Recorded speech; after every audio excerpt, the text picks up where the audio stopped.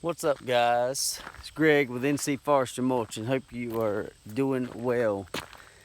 I am out here doing a job for a gentleman that works for a construction company I do work for, and I figured that I would take the time to make this video to show you some other things that you can do.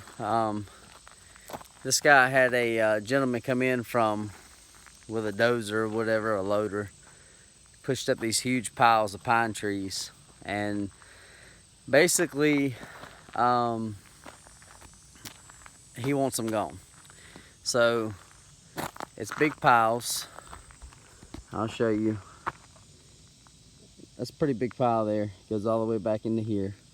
He's got more behind his house, way back there. He wants to take some more pines out, which is no problem. But I want to kind of let you know what you can do with the machine, and what I'm running on my head, and also kind of a 800-hour review of the Cat 299. It's been a long time coming. I haven't done a video and done a review on the actual machine, so you can see the condition the machine is in. It looks pretty good to have 800 hours on it. Try to take good care of it. Being in the woods is very, very, very tough on these machines. I mean, it takes its toll on these machines. So basically, the only issues I've had with the machine, that it's just part of, I guess, your wear and tear, and part of things that's going to happen is, for one, this, let's see, which track is it? It's the track on the other side over here. It continues to want to pop off. Well, it's as tight as you can possibly get it. I mean, it's without damaging something. So that's one of the issues I've had. It's popped off about 7 times since I've had the machine. Another issue that I have had, and these aren't huge things. The windshield, if you see I've got Gorilla Tape there, it's because the windshield has come out of this. This is actually kind of broken there, which, there again, you've got large chunks of wood flying at very, very fast rates of speed, and things are going to happen. I threw a track a few weeks ago. Let me get over here in the shade. I threw a track a few weeks ago, and basically the track, when I threw it, I put something under the rear. When you throw a track on this machine out in the field just like this, you want to lift the arms up, get the weight off the rear end, crib up under the back end of the machine, and then lift your loader head down. It'll push your whole machine up off the ground. A lot of times, if you back up to a stump and kind of wedge your machine up under a stump, or there's so many different ways to do it, and I keep a come along with me. A come along is your best friend. That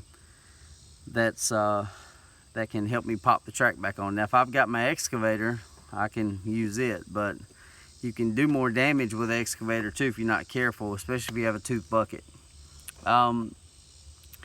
So my loader arms came up a few weeks ago while I was putting the track.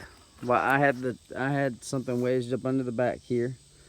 I was backed up to a stump in the middle of nowhere. The track popped off.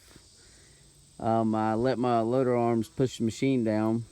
Well, somewhere on this machine there's a little bit of a leak, or a little bit of the hydraulics leaked down a little bit, and haven't found it yet. Don't know where it's coming from. Looked everywhere, took the belly pans off, looked under the cab, haven't really seen any signs of it, but it's starting to it leaks down just a hair, not much.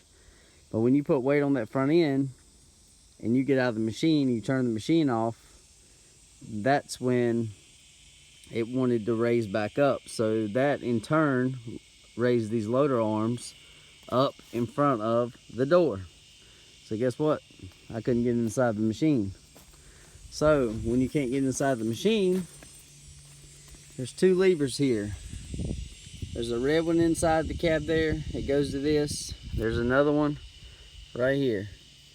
You just pull these down, quarter turn or half turn, and when you pull them down, it actually takes this piece and it allows the windshield to come out so you can get in the machine. Well, when I actually pulled this one down, it came out like normal. When I pulled this one down, it broke off. Cat is very proud of their service charges and their fees. This cost me, and a little bitty filter in the back of the machine cost me $563, which is a flipping ripoff. That is too much damn money for two little things like that. And the Cat guy was great. They're all excellent servicemen. It's not their fault, but when you come out and you give me a part for a machine, because the way I look at this is, yes, I could take the machine 30 miles to the dealership, but the Cat serviceman that deals with me lives close to me. So I figured, hey, if I catch him in the afternoon on his way home, you know, maybe my bill's not gonna be that high. He could just run it by, stick it in real fast, and out he goes. Their service charge was almost $350, $400, something like that. So that is crazy high. So it's something to think about when you get into this business. If you're not charging what you're supposed to be charging, you go broke. 800 hours. Tracks, you can see my finger. Tracks are still okay. They're not bad. When I do replace the tracks, I'm going to replace this piece. This piece basically just slides right off. You unbolt it, slides right off. And I'm going to go ahead and replace that while I've got the track off. I'm probably going to go back with a track that is not necessarily, doesn't have really the cleat type deal. It's more or less got just the straight lines across, just the I don't know what you would call them really, just the rivets or whatever you want to call it across.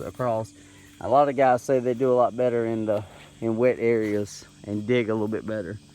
So you can see the overall condition of the machine. The cab looks like it did when it was new. I mean, I keep it clean. It's a little dusty. So what am I running on my head? Let's see what we got. So these knives right here, these are cutting knives. I've only got 4 carbides on here, and that's just to take away from having to sharpen every single flipping tooth, and the carbides last a little bit longer. They're brand new. They actually you're supposed to torque these teeth, it says, to around 400 foot-pounds. Typically I take a pneumatic impact or a battery powered impact, 3/4 drive, and I will tighten these up, and I will sit there and hold it for about 5 seconds. It tightens them up pretty good. Now what I do, a lot of guys disagree with the battery powered thing, then a lot of guys love the battery powered. So what I do is, after the first sharpening of these teeth, I will go back and when it comes for me to sharpen these, which these are good, they're, like I said, they're brand new, and I'm in pine here, so when I go to sharpen these, I will go over the bolts, just hit them and just snug them down if they loosened up any.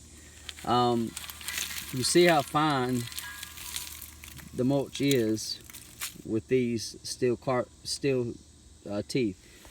You will get that fine mulch with your carbides for a little while, until that sharpness wears off, and then you're going to get stuff like this laying everywhere.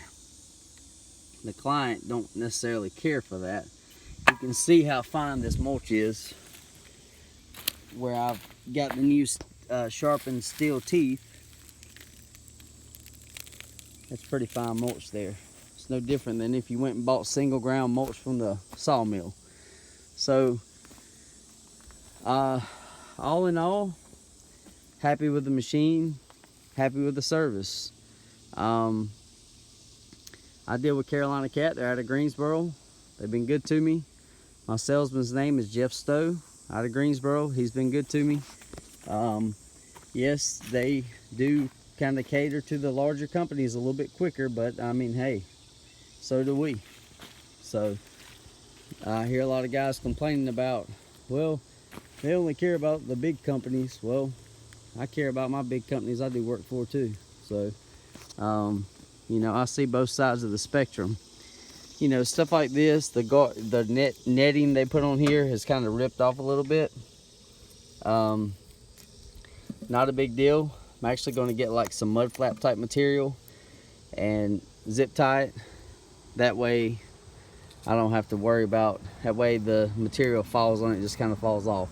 One thing I do not like is the design of this, where you take your where you unbolt your, I'm sorry, your attachment levers.